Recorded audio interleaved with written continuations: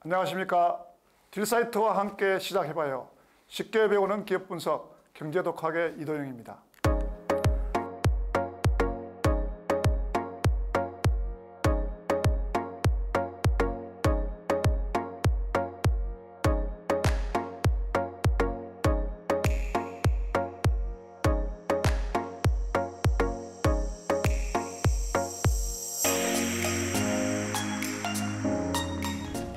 실제 가격이 올랐을 경우에는 내가 취득한 가격보다 훨씬 더 현재 공정 가치가 상승했다라고 보면은 그만큼 단기 매매 증권 평가 이익을 늘려주고 그 이익 늘어난 만큼의 금액을 단기 매매 증권 금액을 올려주면 됩니다. 반대의 경우가 있겠죠. 반대의 경우는 내가 취득한 금액보다 하락한 경우가 해당이 되겠습니다. 이럴 때는 단기 매매 증권을 가격을 대변에 기록해서 금액을 감소시키고 단기 매매 증권 평가 손실, 즉 손실을 인식하면 됩니다. 자, 그리고 나서 다시 우리가 매도할 수도 있겠죠. 그죠? 그래서 우리가 처분을 하게 됩니다. 처분하게 되면은 처분 시에 수수료라든지 비용은 단기 매매 증권 처분 손익에서 플러스나 마이너스 하시면 됩니다. 처분 손실은 처분 손실을 가산하시고 처분 이익은 있는 경우에는 처분 이익에서 차감해서 하면 됩니다. 그래서 따로 비용 계정을 사용하지 않는다는 것입니다. 우리가 장부 금액보다 처분 금액이 적을 경우에는 그래서 우리가 처분 금액이 높으니까 이익이 발생하겠죠. 그래서 이런 경우에는 단기 매매 증권을 없애고 단기 매매 증권 처분 이익이 발생하게 됩니다. 그래서 현금이 그만큼 더 들어오게 되는 것이고요. 반대의 경우는 처분 금액보다 장부 금액이 훨씬 큰 경우에 해당이 되겠습니다. 손실이 발생한 거죠. 그래서 단기 매매 증권을 다 없애주고 대변을 통해서 없애주고 자산의 감소죠. 그죠? 자산을 줄여주는 거예요. 자산의 감소가 일어나고 현금이라는 자산이 늘고 그만큼 차익이 발생하겠죠. 내가 취득한 가격보다 현재 처분 가격이 낮기 때문에 손실이 발생합니다. 그래서 단기 매매 증권 처분 손실이 발생하게 됩니다. 자, 우리가 단기 매매 증권하고 매도 가능 증권을 비교해 보시면요. 자, 두 개를 보시면은 평가 손익. 우리가 평가를 통해서 공정 가치하고 취득하고 가격이 틀린 차이가 나는 경우가 있을 것입니다. 자, 매도 가능 증권은 우리가 재무상태표, 즉 바란스의 자본이나 자본 계정, 기타 포괄 손익의 누계액이 변동이 되는 것이고요. 단기 매매 증권은 영업의 수익 또는 영업의 비용, 플러스 마이너스가 되겠죠. 손익계산세. 그래서 처분 손익은 손익계산세, 단기 매매 증권은 영업의 수익이나 영업의 비용으로 처리되고요. 단기 매도 가능 증권도 마찬가지로 처분 손익은 영업의 수익이나 영업의 비용으로 같이 처리됩니다. 취득 수수료는 영업의 비용, 직업 수수료나 수수료 비용으로 처리하게 되고요. 자, 매도 가능 증권은 취득 원가에 포함시킨다. 이렇게 비교해서 한번 살펴봤습니다. 다음은 매출 채권입니다. 자, 우리가 재무상태표에서 중요한 과목을 두 가지 들으려고 하면은 아마 재고자산과 매출 채권일 것입니다. 실제 많은 우리나라 기업의 제조기업의 경우에 많은 경우에 매출 채권과 재고자산이 차지하는 비중이 굉장히 큽니다. 그래서 필수적으로 우리가 매출 채권과 재고자산은 분석에서 굉장히 중요한 과정 과목으로 할 수 있습니다. 자, 매출채권이라는 건 무엇일까요? 매출채권은 기업의 주된 영업활동, 주된 영업활동을 통해서 재화를 공급하거나 용역을 공급하게, 서비스를 공급하겠죠. 자, 이런 일반적인 상거래에서 발생하는 외상매출금, 받으름, 공급을 통해서 내가 받아야 되는 돈을 아직 못 받았다, 물건을 팔고 못 받았다, 서비스를 제공하고 아직 받지 않았다는 거죠. 이 두 가지가 생기게 되는데요. 하나는 외상매출금이고 하나는 받으름입니다. 자, 외상매출금은 어떤 재화나 용역을 공급한 이후에 내가 아직 기업이 받지 못했다는 거, 나중에 결제해 주겠다라고 하는 것이고, 받으름은 어떻습니까? 해당 거래처가 약속음을 발행해서 음을 내가 받아온 거죠. 기업이 음을 받아온 거죠. 그래서 두 가지가 있습니다. 그래서 외상매출금과 받음을 두 가지를 합쳐서 우리는 통합해서 매출채권이라고 합니다. 기업은 다양한 채권이 발생합니다. 수취 채권이 발생하죠. 자, 기업은 재화나 용역을 고객이나 거래처에 제공하고 그 대가로 현금으로 직접 받으면 매출 채권이 발생하지 않죠. 하지만 미래에 나 지금 돈이 없으니까 나 지금 당신 이런 서비스나 용역에 대한 대가로 나중에 지불하겠다라고 한 경우 이런 나중에 수취하기로 한 채권과 또는 다른 방법으로 발생한 채권 또는 우리가 어떤 재화나 용역이 아닌 경우도 있을 수가 있습니다. 그래서 이런 다른 방법으로 발생한 채권들을 우리가 수취채권이라고 하죠. 수취채권의 대표적인 것이 우리가 매출채권입니다. 이런 수취채권은 유동성이 큰 굉장히 큰 유동자산으로서 1년 안에 우리가 현금으로 회수될 것인지 아닌지가 중요한 판단 기준이 됩니다. 그래서 1년 안에 우리가 회수가 될 것이다 라면 유동자산으로 분류하게 되고 그렇지 않은 경우에는 비유동자산 중에서 우리가 투자자산으로 분류하게 됩니다. 그래서 수취채권은 매출채권하고요. 그리고 비매출채권으로 분류하게 되겠죠. 매출채권은 아까 조금 전에 제가 말씀드린 것 같이 외상매출금, 받으름이 되어 있고요. 자, 외상매출금은 기본적으로 이자가 지급되지는 않지만은 자, 할부 판매 같은 경우는 이자가 발생되는 경우도 있습니다. 간혹 있습니다. 받으름은 자, 일정 금액을 일정 기일에 만기일에 지급하겠다고 약속한 그런 상법상의 유가증권이죠. 그래서 또는 양도하거나 담보의 수단으로 사용할 수 있습니다. 그래서 기간에 관계없이 높은 유동성을 지닌다고 할 수 있습니다. 물론 받으려면 거래처의 신용도가 중요한 직업수단으로 이용될 수 있습니다. 판단될 수 있습니다.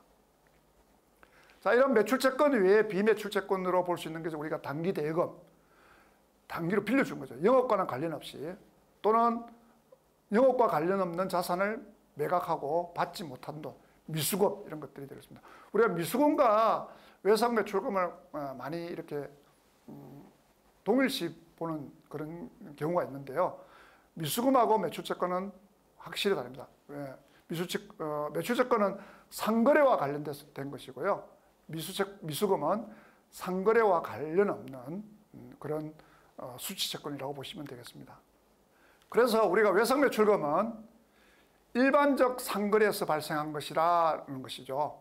자, 회사의 재고자산, 즉 상품이나 제품을 원재료 이런 것들을 거래하고 받지 못하는 것들.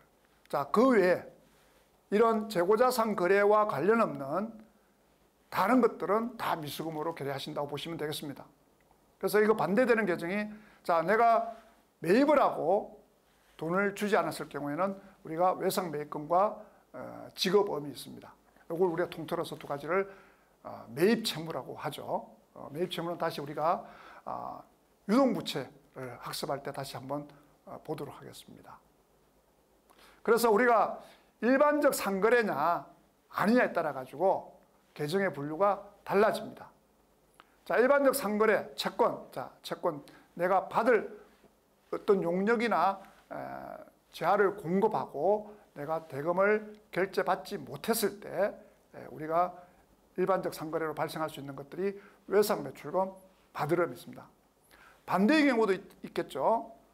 물건을 내가 구매하고 자, 용역이나 서비스를 구매하고 대금을 지불하지 않았을 때 발생하는 것이 매입채무죠. 부채죠. 그죠? 부채. 요거는 우리가 외상매입금, 지급음이 되겠습니다. 상거래가 아닌 것들은 자, 내가 물건을 해당 기업이 물건을 공급하고 대금을 받지 못했다. 미수금이 될 것이고요. 반대의 경우 용역이나 서비스를 제공받고 대금을 해당 기업이 결제하지 못했다라면은 미지급금이 되겠습니다. 그래서 우리가 이런 외상매출금을 분개해 보면은 자, 우리가 매출할 경우를 한번 보도록 하겠습니다. 상품이나 제품을 외상으로 매출하면은 외상매출금이 이제 발생합니다. 내가 대금을 결제받지 못했을 때. 그래서 차변에 외상매출금이 발생하고요. 대변에 상품 매출이 발생하죠. 자, 외상대금을 받았습니다. 그러면은 자, 자산이라는 외상매출금이 대변에 가서 없어지고요. 다시 예금으로, 보통 예금으로 받은 경우라고 보는 거죠. 보통 예금 자산의 증가가 발생하게 됩니다. 그 다음에 받으러입니다. 받으러는 발행인, 즉 발행하는 사람은 내가 언제 지불하겠다는 약속을 하는 것이죠. 채무자가 되겠죠. 물건을 공급하고 약속금을 주는 거죠. 지불하는 거죠. 언제까지 내가 대금을 결제해 줄게 라고 약속하는 겁니다. 자, 밑에 은행 지급 약속금의 견본이 지금 표시되어 있습니다. 이게 실제 은행에서 발행하는, 은행에서 당좌 거래를 하게 되면은 교부해 주는 약속금의 용지입니다. 이 용지는 조폐공사가 만들어서 은행에서 주는 것이고요. 여기에 보면 이제 몇 가지 기본적인 어음법에서 정하고 있는 필수 기재 요건들이 있습니다. 그래서 이 어음을 통해서 나는 며칠 날 은행에서 가면은 이 어음을 제시하면 돈을 주겠다라고 약속하는 것이죠. 그래서 상품을 매출하고 약속금을 받았다라고 하면은 받으름이라는 매출 채권으로 기재하게 됩니다. 우리가 이 받으름을 한번 공부를 해보시면은 기본적으로 필수 기재 사항이 있습니다.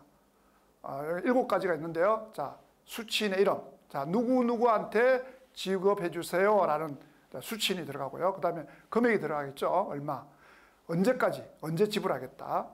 지급하는 장소가 어디냐. 요거는 우리가 시 정도만 적으면 됩니다. 서울특별시 같으면 서울특별시만 적으면 되죠. 발행이 들어가고요. 발행지가 들어갑니다. 발행지와 발행자의 주소, 그리고 발행자의 기명 날인과 도장이 찍히는 거죠. 그래서 7가지가 필수 기재사항입니다. 어음법에서 정하고 있는, 법률로 정하고 있는 것입니다. 밑에 견장이 나와 있습니다. 근데 이 어음은 내가 가지고 있는 어음을, 받으름을 내가 결제를 다른 사람한테 내가 물품을 구입하면서 또 줄 수가 있겠죠. 그래서 이 뒤에 배설을 하게 됩니다. 그래서 우리가 배설 방식이 있습니다. 배설을 통해서 어음은 다른 거와 수표는 그냥 주면 되거든요. 근데 약속어음은 이런 배설하는 방식을 통해서 타인한테 양도할 수 있게 됩니다. 그래서 김형식 배설가 있고요. 백지식 배설가 있습니다. 김형식 배설, 누구누구한테, 이 사람한테 아예 정해져 있는 거죠. 여기 보시면은 주한국 상사 또는 그 지시인한테 지급해 주세요 라고 이렇게 발행인이 도장을 찍고 이름까지 직업인을 PBS인이라고 하는데 PBS인을 기록하고 주는 것을 우리가 김형식 배설이라고 합니다. 백지식 배설은 아무것도 적지 않는 것이죠. 그래서 우리가 이런 배설을 통해서 약속금은 양도할 수 있게 됩니다. 자, 받으름은 우리가 받으름을 받게 되죠. 물건을 매출하고 상품이나 제품을 매출하고 약속금을 수령하게 되면은 받으름이라는 매출 채권, 즉 자산의 증가가 일어납니다. 자, 상품 매출이 일어나게 됐죠. 그래서 대변은 상품 매출이 일어나고 차변에 받으름이라는 자산의 증가가 일어나게 됩니다.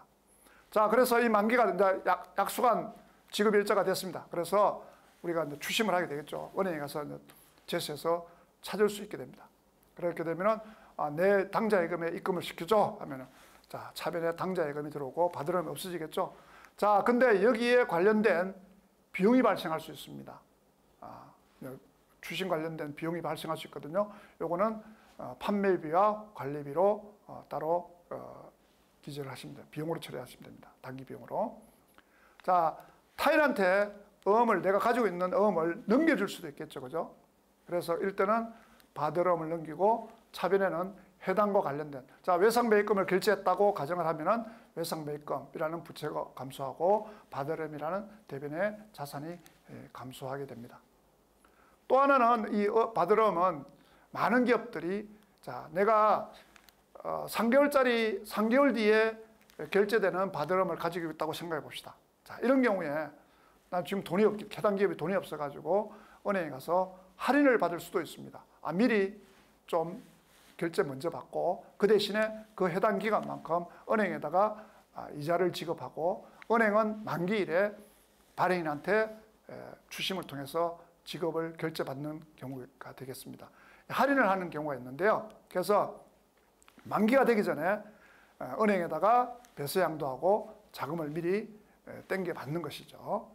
그래서 이 할인료는 매출 채권 처분 손실이 됩니다. 영업의 비용으로 처리하고요. 자, 받으름이 그래서 없어지고 차변에 해당 이 비용만큼 실제 매출 채권 처분 손실은 우리가 분석할 때는 자, 요게 조금 우리가 조금 분석할 때 주의할 점입니다. 자, 받으름을 할인하게 되면은 실제 어떻게 보는 건가요? 은행에 가서 대출을 받은 거하고 똑같은 거죠.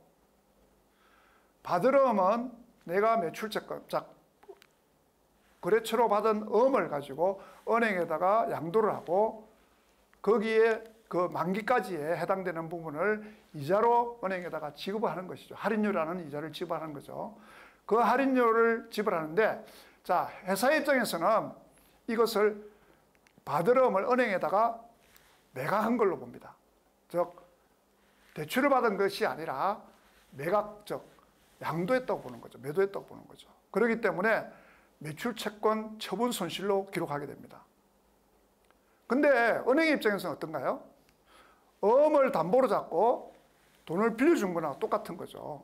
실제 그 음이 부도가 나게 되면은 할인한 기업에 청구를 할 수가 있고 구상권을 청구할 수 있게 됩니다. 그렇기 때문에 일반 대출과 다를 바가 없습니다. 할인료는 결국 대출이자가 되는 것이죠. 그래서 우리가 매출채권 처분 손실은 기본적으로 우리가 분석할 때는 이자 비용으로 분류하게 됩니다. 그래서 여러분들 이 부분은 굉장히 중요합니다. 여러분들 대부분 매출채권 처분 손실로 되어 있다 이자 비용으로 계산하는 경우가 간혹 있는데 이 매출채권 처분 손실 비용은 이자 비용이다 라고 보시면 되겠습니다. 분석할 때. 부도가 났습니다. 만일에. 자, 발행인이 계좌, 은행에다가 당좌 계정에다가 돈을 넣어놓고 결제를 해야 됩니다. 근데 돈이 없어서 결제를 못하는 경우가 있겠죠. 우리가 이걸 부도라고 하죠. 우리가 당좌 부도라고 이야기합니다. 그래서 만기가 되기 전에 만일에 확정이 됐다. 그래서 부도원가 수표는 손실이 발생하는 거죠. 받으러면 우리가 자산의 감소로 해주고요. 그렇게 해서 부도를 통해서 손실로 처리하게 됩니다. 우리가 당좌 수표는 부도가 나면은 형사 고발을 하게 되고요. 약속어음은 형사 고발은 하지 않습니다. 그래서 우리가 부도가 나는 것들을 우리가 당좌 계정이 부도 나는 것을 우리가 부도라고 이야기하는 것이죠. 자, 근데 이 매출채권은 기본적으로 공정가치로 합니다. 우리가 물건을 팔고 물건 대금으로 받는 그 대금이 되겠죠. 제공하거나 수취한 대가가 우리가 공정가치라고 볼 수 있습니다. 거래 가격이죠, 쉽게 말해서. 근데 우리가 회계 기준에는 이 공정가치로 측정하고 공정가치가 변동될 수 있는 것들을 우리가 당기손익으로 인식하는 당기손익인식 지정 항목이 아닌 경우가 있습니다. 말이 조금 어려운데요. 자, 당기손익인식 지정 항목이라는 한 것이 뭐냐면요. 예를 들면은 매출채권이 당기손익 지정 항목으로 지정되는 경우가 있습니다. 우리가 일반적으로는 자, 물건을 팔고 내가 그 거래 가격, 거래 대가로 수취하기로 약속된 것들입니다. 받으름이나 외상 매출금이 기본적으로 해당이 되는데요. 자, 그렇지 않는 경우도 있습니다. 예를 들면은 다른 기업의 매출채권을 투자 목적으로 양도받는 경우도 있습니다. 자, 이런 경우에는 자, 우리가 거래를 통해서, 우리 상거래를 통해서 하는 것이 아니죠. 그래서 우리가 이 당기 손익 인식 지정 항목으로 지정되는 경우는 몇 가지가 있는데요. 크게 세 가지로 볼 수 있습니다. 첫 번째 관리 목적입니다. 예를 들면은 아까처럼 타 회사의 매출 채권을 양도받는 투자 목적으로 이렇게 받는 경우가 있겠죠. 할인해서 받는 경우가 대부분입니다만은 또는 회사의 회계 정책에 의해서 당기 손익 인식 지정 항목으로 지정하는 경우가 있습니다. 금융자산 관리를 특정 조건이 있는 금융자산, 매출채권을 조금 더 단순화하고 재무제표의 명확성이나 비교가능을 높이기 위해서 매출채권을 단기 손익의 인식 지정 항목으로 지정하는 경우입니다. 그 외에도 파생상품이라든지 이런 그 IFRS 기준에 의해서 우리가 지정하는 금융상품인 경우에 있습니다. 이런 경우는 좀 드물기는 한데, 자, 이렇게 기본적으로는 최초 인식하는 공정가치로 인식하는 것이 대부분입니다만은 그렇지 않는 경우도 있다는 것만 알아두시면 되겠습니다. 자, 근데 우리가 이 매출채권은 매출과 관련된 것이죠. 물건을 판매하고 또 서비스를 제공하고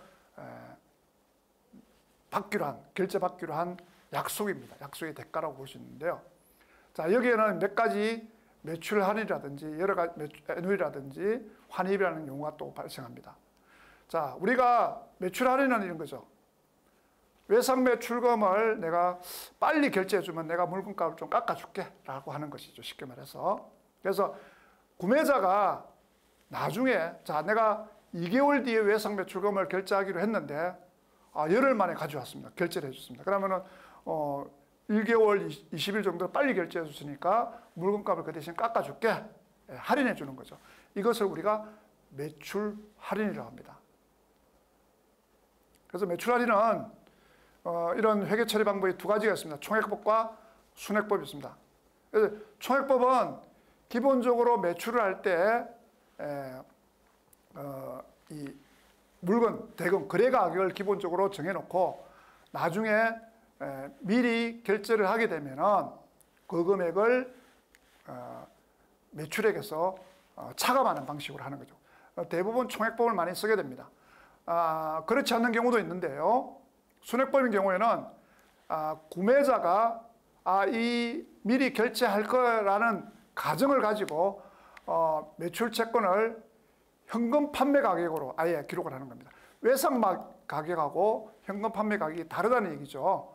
총액법은 외상 가격으로 기록하고 나중에 그 금액을 깎아주는 방식이지만은 순액법은 아예 현금 가격으로 기록을 하고 만일에 만기까지 가게 되면은 그만큼에 해당되는 부분을 이자 수익으로 보는 겁니다.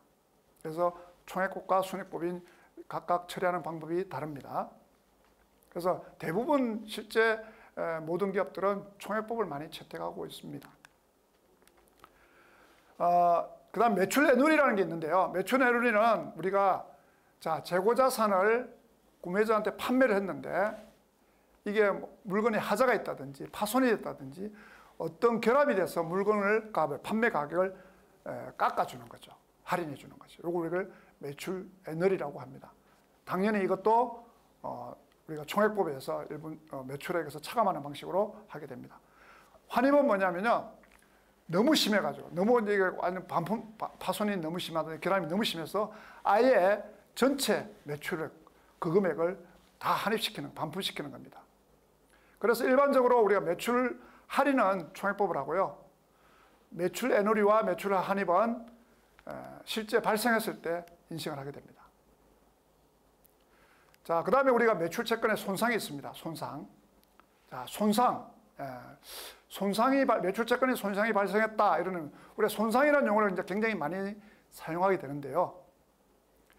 자, 거래처가 갚을 수 없게 된다든지, 신용금 등급이 떨어진다든지, 거래처에 있는 그 지역의 경제 사정이 굉장히 안 좋아져서 또는 거래처 고객이나 이런 사망을 이렇게 해가지고 내가 매출 채권을 회수하지 못하게 되는 사건이라고 볼 수 있습니다. 그래서 이 매출 채권이나 손상의 회계 처리는 자, 객관적인 증거가 있는지를 평가를 해야 됩니다. 그리고 그런 증거가 있는 경우에 우리가 손상차손, 즉 대손상각비를 인식하는 것입니다. 자, 우리는 이런 대손상각, 내가 못 받을 거야 라는 그런 증거가 있어야 된다는 얘기죠. 그것을 평가를 해야 되는 것이고, 그런 평가가 있고 그런 증거가 있는 경우에는 우리가 나는 이 매출은 제가 결제를 받아야 되는데 나 못 받을 거야. 그래서 나 손실로 보겠어 라는 게 우리가 대손상각비라고 할 수 있습니다.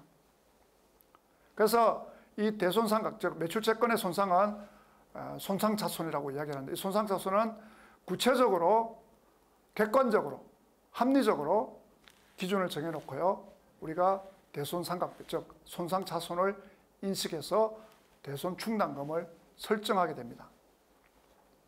그래서 그 추산된 금액을 우리가 대손 충당금 잔액에서 차감한 대손 상각비로 계산을 하게 되는데, 우리가 상거래에서 발생한 매출 채권의 대손 상각비는 판매와 관리비로 판관비로 처리를 하게 됩니다. 기타 채권, 자, 우리가 상거래 채권이 아니라 미수금이라든지 대여금 같은 경우는 그런 대손 상각비, 이런 거 영업의 비용으로 그냥 처리하게 됩니다. 그래서 해수가 불가능한 채권, 자, 외상 매출금이나 대여금이나 미수금 이런 것들이 못 받게 됐다. 그러면 우리가 대손 충당금과 기본 대손 충당금이 설정이 되어 있으면 대손 충당금에서 상계 처리하고요. 대손 충당금이 모자란다, 부족하다 그러면은 그 부족액만큼을 대손 상각비로 손실로 처리하게 됩니다. 그래서 우리가 국제회계 기준에서는 자, 이런 그 매출 채권, 자, 개별이 될 수 있고 풀로 만드는 집합이 될 수도 있습니다. 이런 매출 채권이나 이런 채권에 대해서 손상이 발생하였다는 객관적인 증거가 있을 때만 대손 상각비를 인식하도록 규정하고 있는 것이 우리가 발생 손실 모형이라고 합니다. 발생 손실 모형에 의해서 우리가 손상 자손을 인식한다는 얘기죠. 그래서 대손이 발생하게 되면은, 자, 대손이라는 것은 돈을 못 받게 되는 거죠. 자, 물건을 팔고 또는 서비스를 제공하고 나서 그 대금을 못 받게 됐다는 거죠. 매출채권, 미수금, 대여금 이런 것들을 못 받게 되면은, 자, 상거래는 우리가 대손상각비, 판매비, 관리비로 한다고 그랬죠. 손익계산서에. 자, 미수금, 대여금은 기타의 대손상각비로 처리합니다. 손익계산서에 영업의 비용으로 들어갑니다. 그래서 우리가 상거래냐, 상거래가 아니냐에 따라 가지고 판매비 및 관리비에 들어가느냐, 영업의 비용에 들어가느냐, 이렇게 다른 것이죠.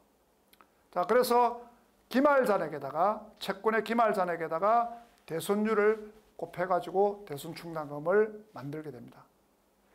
그래서 대손충당금, 자, 근데 이 기말 채권 잔액에 따라서 또는 대손율에 따라서 대손충당금이 증가할 수도 있고 감소할 수도 있겠죠. 그래서 증가하는 부분만큼은 대손상각비를 계산해야 될 것이고요. 그리고 대손충당금이 다시 감소하는 부분은 대손충당금을 줄여줘야 되니까 이런 것들은 대손충당금 환입이 발생합니다. 판매비 관리비에서 차감하는 항목이 되겠습니다. 자, 우리가 대손충당금을 설정하는 방법이 크게 이런 두 가지 방법이 있습니다. 기말의 잔액, 기말에 있는 채권 잔액에다가 일정 설정률을 곱하는 방법입니다. 예를 들면은 뭐 이렇게 볼 수 있겠죠. 우리 채권이 얼마 있는데 우리는 매년 한 3% 정도는 못 받더라. 그러면은 그 대손 설정률을 곱해서 그냥 대손 충당금을 설정하는 방법, 즉 대손 예상액을 설정하는 방법이고요. 연령분석법은 자, 대손 매출 채권이 1년이냐, 6개월이냐, 3개월이냐, 또는 2년이냐, 3년이냐 이런 매출 채권이 발생한 기간별로 오래된 거는 하나도 못 받았다, 100%. 3개월짜리는 뭐 거의 다 받아. 이런 식으로 어떤 기간별로 매출 채권에 발생한 연령별로 대손율을 정해놓고 거기에 기간별 대손율을 곱해서 대손 예상을 산출하는 방법입니다. 뭐 어느 것을 선정하든지 방법에 근거가 있으면 사용할 수가 있게 됩니다. 그래서 우리가 보고기간 말에 대손 충당금을 설정하는 방법입니다. 기본적으로 자, 대손 예상액하고, 자, 내가 기말 채권에다가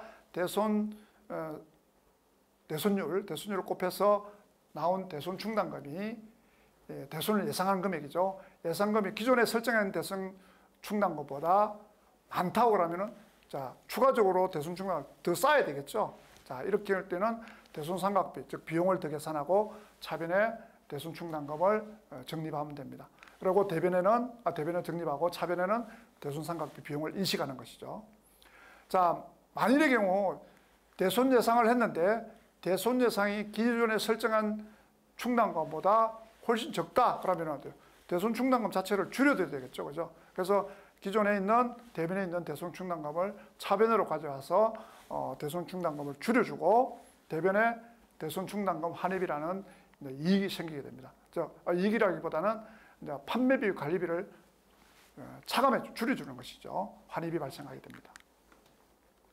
자, 실제적으로 자, 이렇게 대손충당금을 설정해 놓았는데 실제적으로 채권을 법적으로 회수할 수 없는 사항이 확실하게 되는 경우가 있습니다. 예를 들면 법원에서 파산이 됐다든지 부도가 나고 나서 6개월이 근거했다든지 또는 법적인 채권의 소멸 시효가 발생했다든지 이런 경우에 대손이 확정이 되겠죠. 아, 영원히 이제 못 받아 라고 하면은 우리가 대손 처리를 하게 됩니다. 그래서 대손 처리가 되면은 대손 충당금 잔액이 있으면은 대손 충당금하고 상정하면 되고요. 만일 모자라게 되면은 대손 상각비를 더 비용을 인식해서 하시면 됩니다. 그래서 붕괴를 하게 되면은 매출 채권이라는 이제 기본적인 채권이 없어지겠죠, 그죠? 그래서 대손 충당금을 없애주고 대손 상각비를 더 우리가 인식을 하는 겁니다. 기존의 매출 채권은 이제 자산이 감소하고 기존에 충당금 설정했던 매출 채권 차감 항목인 대손 충당금을 줄여주고 추가적으로 그것도 모자란다 라면 이제 판관비에 해당되는 대손 상각비를 추가적으로 비용으로 인식하면 됩니다. 자, 근데 이런 대손 채권이 자, 이미 내가 대손 처리를 했는데 자, 못 받을 거라고 예상을 했습니다. 어떤 거래처에 대한 물건을 판매하고 결국 파산이 돼가지고 못 받을 거라고 생각했는데 갑자기 사람이 나타나서 이 채무자가 나타나서 갚겠다고 왔어요.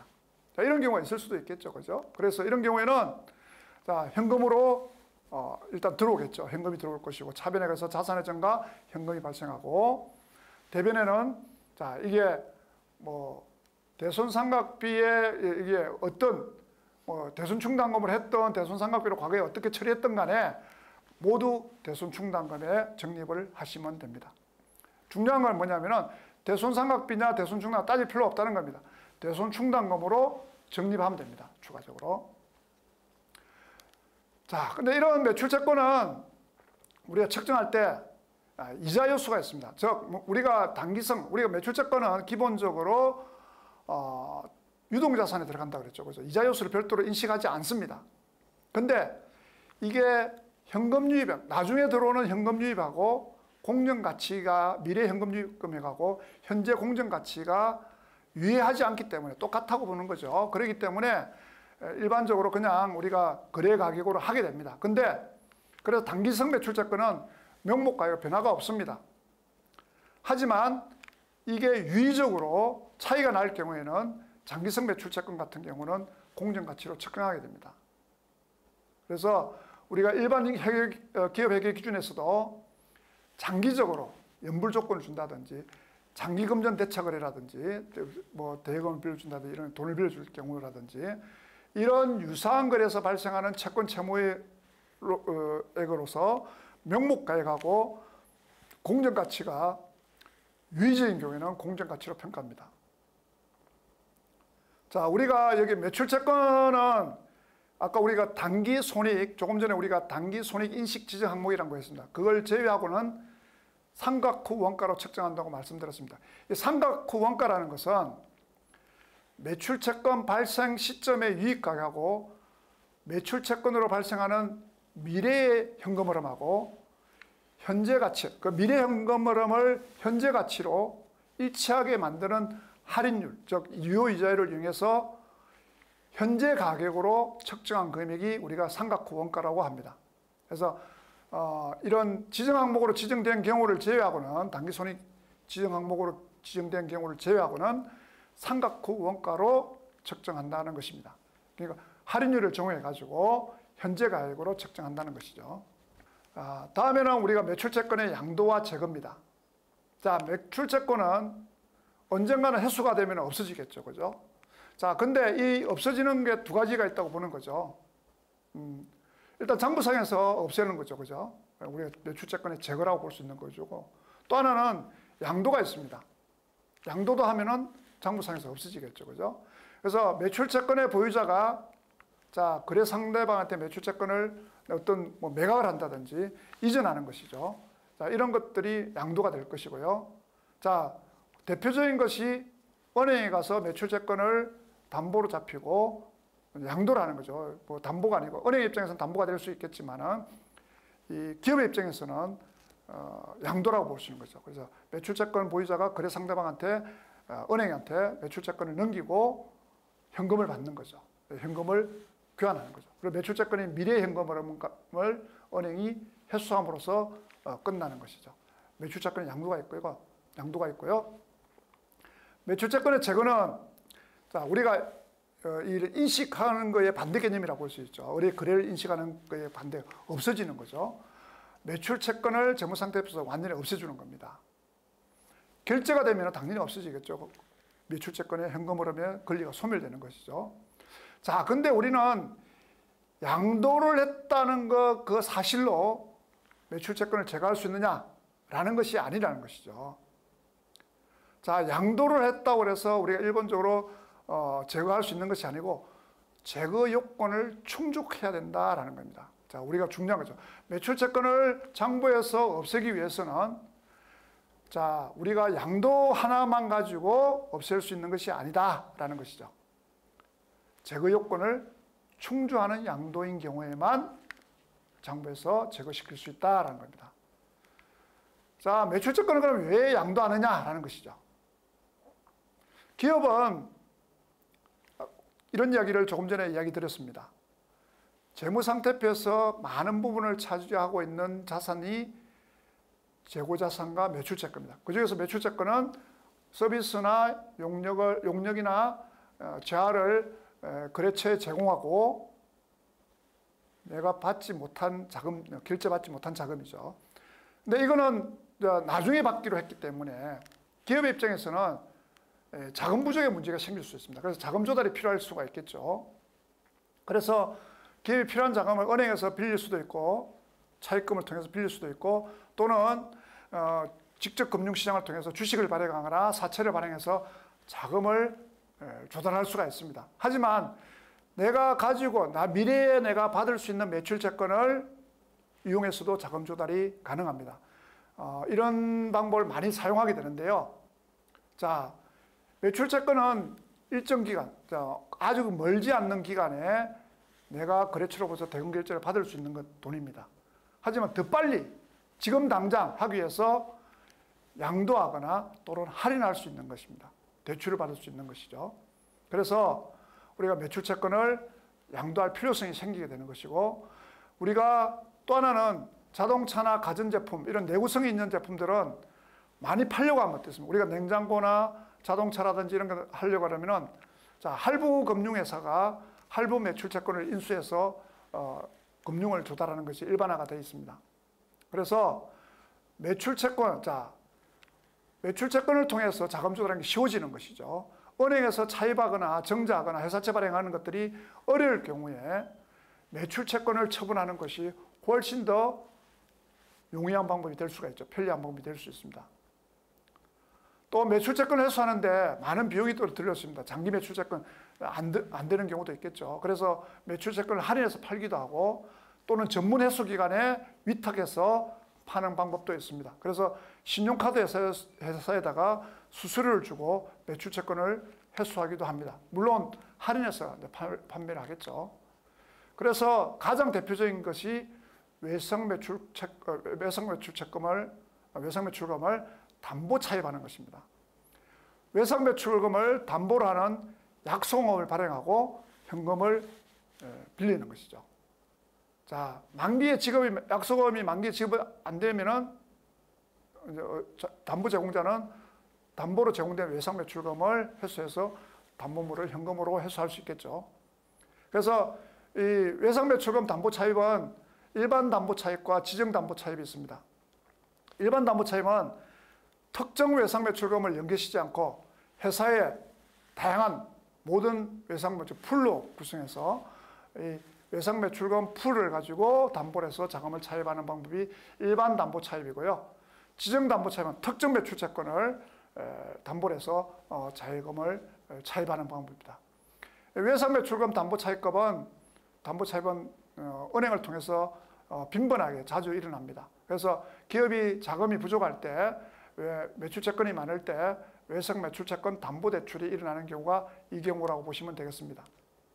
그래서 기업이 자금 수요를 충족시키고 매출채권의 회수비용, 대손위험 비용 때문에 매출채권을 제3자 금융, 즉 대부분 이제 은행이 되겠죠. 은행이나 또는 팩토링 회사에다가 양도하는 겁니다. 그래서 이 양도받은 채권들을 금융회사는 이자를 받는 것이죠. 할인율이라고 그러는데요. 자, 이런 수수료를 받고 외상 매출권을 매입하고 만기 때 회수하는 겁니다.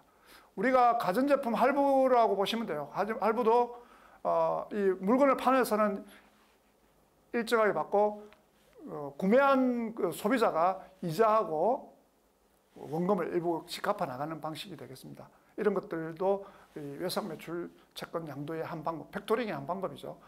밑에 그림을 보시면은 우리가 기업이 물건을 고객한테 팔고죠. 자, 나누어서 대금 지급을 금융회사에다 하게 되는 거죠. 그래서 물론 금융회사는 이 판매회사의 신용을 보고 자금을 이제 지불하게 됩니다. 대출을 하는 방식으로 하게 되는 것이죠. 그래서 상한 청구가 가능하냐, 상한 청구 어려우냐에 따라 가지고 두 가지로 나눠볼 수 있고요. 이 상한 청구 가능 조건의 양도는 뭐냐면은 외상 매출금이 회수가 안 될 경우도 있겠죠. 이럴 때는 외상 매출금 양도자, 즉 기업이 판매사가 책임을 지는 것입니다. 우리가 이제 이런 것들을 이제 B2B라고 이야기하는데요. B2B 대출이라고도 은행에서는 이야기를 합니다. 이런 상한 청구 가능 양도 조건에 상한 청구가 가능한 조건의 양도 방법이 있고요. 상한 청구 불능 조건도 있습니다. 그러니까 이거는 그 팩토링 회사에다가 모든 권리 의무가 다 이전됩니다. 그래서 판매사는 권리 의무가 없는 겁니다. 그러니까 고객이 결제하지 않더라도 판매사에다가 청구를 하지 못하는 조건입니다. 이런 것들이 우리가 다양한 방법에서 양도가 일어나게 됩니다. 그 다음에는 그 바드럼의 할인입니다. 바드럼은 음을 가지고 있죠. 음을 가지고 금융기관이나 제3자한테 배서 양도함으로써 대금 지급 수단으로 우리가 기업이 이용할 수 있게 됩니다. 그래서 은행에다가 음을 맡기고 만기에 만기까지 이자를 지급하고 나머지 금액을 대출로서 받는 것이죠. 실제적으로는 은행 입장에서는 대출입니다. 근데 기업 입장에서는 이 바드럼도 매각거래로 봅니다. 양도로 보기 때문에 아예 자산이 바드럼이라는 자산이 없어지게 되는 것이죠. 그래서 만기가액은 바드럼의 액면가액에서 만기까지 이자까지 포함이 되어 있는 것이고요. 그래서 우리가 약속보험에 예를 들어서 1억짜리 약속보험을 할인했다 그러면은 만약 이자가 100만이라고 가정하면은 9,900만 원만큼만 내가 받고 나머지 100만 원은 이 매출채권 매각 손실로 이제 기록하게 되겠죠. 양도 손실로 기록하게 되겠죠. 그래서 우리가 대출 받는 거하고 조금 다르겠죠. 대출이자는 따로 되겠지만 이거는 자기가 은금액에서 할인한 만큼의 이자 금액만큼을 차감하고 받게 됩니다. 자, 매출채권은 양도와 제거 방법이 우리가 인식하는 조건이 있다고 말씀드렸죠. 양도로서 제거될 수 없다고 말씀드렸습니다. 자, 양도는 매출채권의 양도, 또 일부나 전부를 다 포함하는 매각거래로 인식하는 조건은 밑에 나와 있는 세 가지를 모두 충족해야 됩니다. 첫 번째는 양도한 사람은 매출채권을 양도하고 난 이후에 매출채권에 대해서 모든 권리를 하나도 행사할 수 없어야 된다는 것이고요. 어떤 법정 관리가 들어가든 양도인이 파산이 되든 어떤 문제가 생기더라도 이 양도나 양도인의 채권자는 양도한 매출채권에 대해서 권리를 행사할 수 없어야 된다는 것입니다. 두 번째는 양수인은 양수한 매출채권을 양도하거나 담보 제공하거나 그 채권에 대해서 자유로운 권리를 가지고 있어야 된다는 겁니다. 마지막으로 양도인은 매출채권을 양도한 후에 인해서 효율적인 통제권을 행사할 수 없어야 된다는 것입니다. 이 이야기는 앞에 제일 먼저 말한 매출채권에 대한 권리 행사를 없애야 된다고 일맥상통하는 이야기 될 수도 있는데요. 효율적인 통제권이라고 하면은 뭐냐면은 매출채권 양도 후에 양도인이 계속해서 매출채권에서 발생하는 어떤 다른 경제적 효익을 보유하는 것이 효율적인 통제권인데요. 이런 것들은 밑에 세 가지로 예를 들어놨습니다. 예를 들면은 매출채권을 만기에 재매매한다는 약정체계라든지, 자, 이런 것들이 없어야 된다는 얘기입니다. 이런 것들을 가지고 있으면 되지 않는다는 거죠. 자, 시장에서 매입하기 어려운 경우에, 매출채권을, 동일한 매출채권 어려운 경우에 내가 그 매출채권을 재매입하기로 약정한다든지 뭐 이런 것들. 자, 시장 가격이 아니고 확정된 가격으로 다시 재매입하겠다는 약정, 이런 것들은 모두 다 효율적인 통제권을 가지고 있다고 보는 거기 때문에, 자, 이런 것들이 없어야 된다는 것입니다. 그래서 우리가 매출채권을 양도하는 것은 기본적으로 매출채권을 넘겨주는 거래가 매각거래에 해당이 되고 처분 손익을 인식할 수가 있습니다. 옆에 오른쪽에 보시면은 매출채권, 즉 금융자산의 제거를 할 수 있는 조건들이 있습니다. 자, 양도인은 매출채권에 대한 권리를 행사할 수 있는가 없는가예요. 없는가? 없다고 하면은, 자, 매출채권을 양수인 입장에서 양수인은 매출 처분할 자유로운 권리가 있는가? 있어야 된다는 얘기고요. 양도인은 양도 후에 효율적인 통제권을 행사할 수 없는가? 앞에 말씀드린 세 가지 요건이죠. 행사할 수 없어야 된다. 그랬을 경우에 매출채권을 제거할 수 있게 됩니다. 그래서 매각거래는 기본적으로 상한 청구권이 있느냐 없느냐에 따르지 않는다는 거죠. 이 세 가지 요건을 충족하는 경우에 매출채권의 제거를 할 수 있다라는 겁니다. 그래서 매각거래와 관련해서 신규로 취득하는 그런 자산, 부채가 있는 경우에는 공정가치로 평가해서 장부에 계상하고 처분 손익을 장부에 계상합니다. 신규로 취득하는 자산이나 부채의 공정가치를 알 수 없는 경우는 어떻게 했냐? 자산으로 취득하는 경우는 공정가치를 알 수 없다 그러면 제로로 보겠다는 거고요. 제로를 보고 처분 손익을 계산하시면 되고요. 부채를 부담하는 경우에는 처분에 따른 이익을 인식하지 않는 범위 내에서 평가를 하시면 됩니다. 그래서 우리가 오늘 유동자산 중에서 매출채권, 그리고 현금성 자산, 현금, 이런 것들을 단기매매증권 이런 것들을 공부해 봤습니다. 다음 시간에는 재고자산이라든지 기타 유동자산, 그리고 비유동자산에 대해서 학습해 보도록 하겠습니다. 감사합니다.